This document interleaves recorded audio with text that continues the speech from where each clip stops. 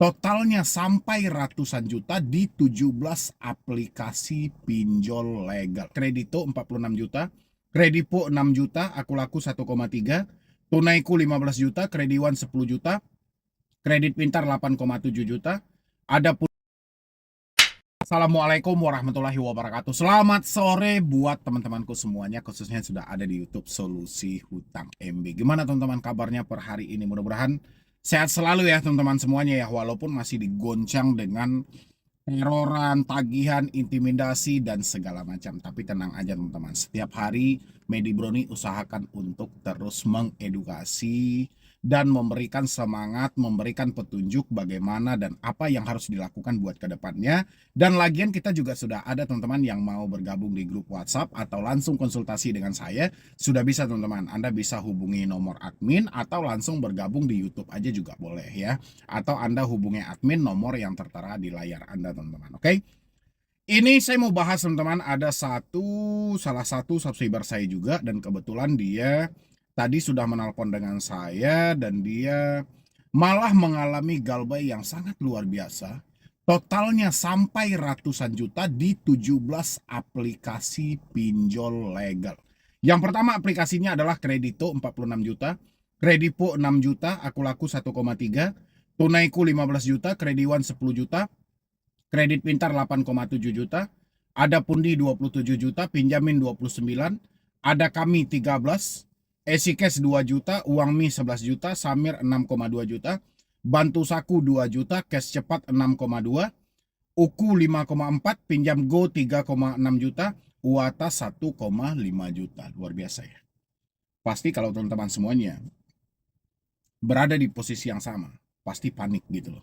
Pasti stres. Tapi saya tidak membahas soal banyaknya pinjol yang dia pinjam, tapi saya mau bahas ada kekeliruan dalam hal ini gitu loh. Inilah yang menyebabkan kemiskinan secara struktural yang disampaikan oleh Mbak waktu itu, ya memang dari sistem yang nggak jelas gitu loh. Ada aturan OJK. Aturan OJK menyampaikan maksimal 3 pinjol. Oke, maksimal 3 pinjol. Tidak ada yang lebih dari 3, karena ini demi menyelamatkan si pinjol. Ini demi menyelamatkan si pinjol. Ya, makanya keluarlah aturan COJK nomor 19 tahun 2023 yang mana di dalam itu adalah batas maksimum peminjaman. Satu debetur cuma boleh meminjam 3 plafon atau 3 pinjol saja. Tidak boleh lebih. Tapi kenyataannya ada 17 aplikasi. Saya tahu ini bukan dengan nominal-nominal yang besar ini sampai hampir 50 juta ini, itu bukan 1 kali atau 2 kali, tapi ini dilakukan berulang-ulang kali atau sudah sering. Ya, tapi harusnya sejak adanya COJK nomor 19 tahun 2023, hal-hal seperti ini harus dikontrol. Ya, karena tingkatnya itu aduh ini luar biasa teman-teman. Bahkan dia sudah menghabiskan, tadi itu saya sempat berbicara, dia sudah menghabiskan 1 mobil loh teman-teman semuanya.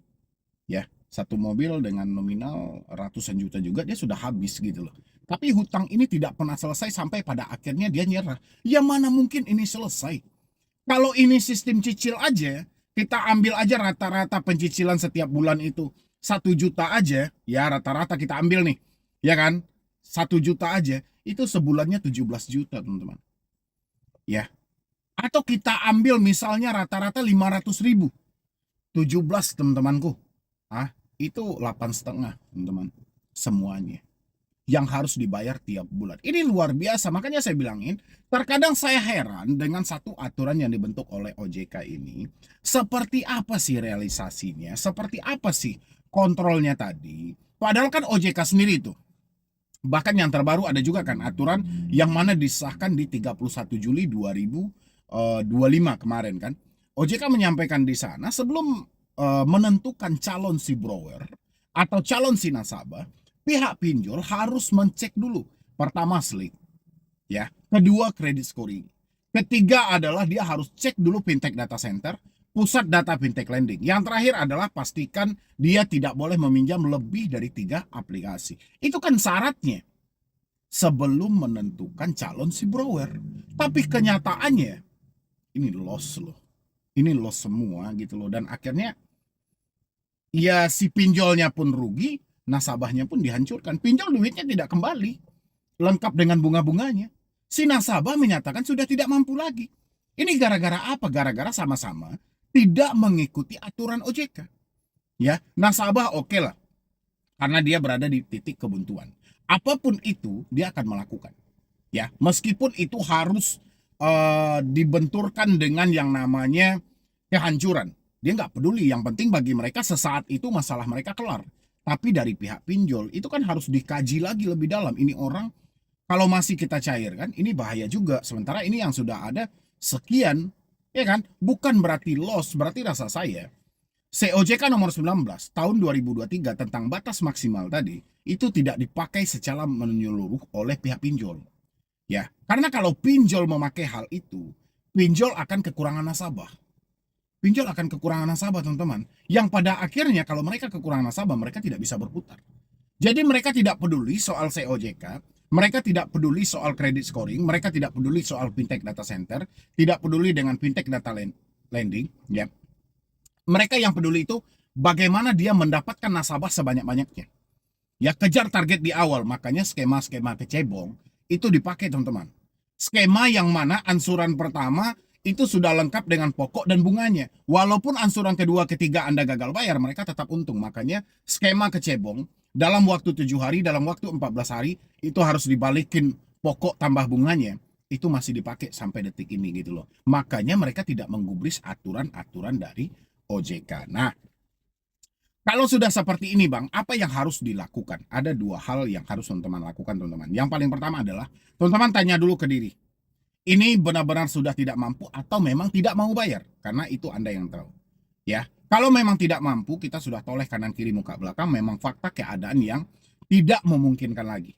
Yang mau kita jual sudah tidak ada, gaji yang mau kita nanti pun juga sudah tidak bisa lagi, hanya cukup untuk menghidupkan kita. Kalau tidak mau, itu berbeda lagi ya teman-teman ya. Itu balik ke diri Anda aja. Tapi yang jelas kita soal yang tidak mampu.